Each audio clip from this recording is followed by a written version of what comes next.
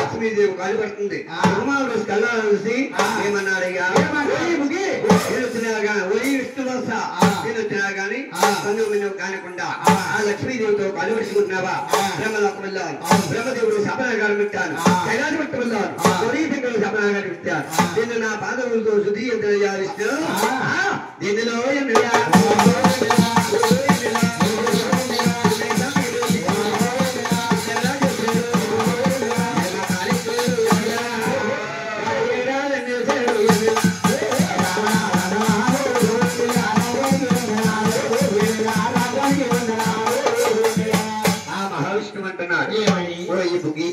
నువ్వు నన్ను తగ్గినట్టుగా నాకు బాధ కాలేదు కానీ నీ పాదమన్నా నొప్పి చేసిందేమో నా శాస్త్రాలకు మీద పౌళిత్వయ్యా స్వామి అలాగని భగమామని ఏంటండి శాస్త్రాలకు మీద కూర్చోబెట్టి మహావిష్ణు పాలు పడుతున్నాడు.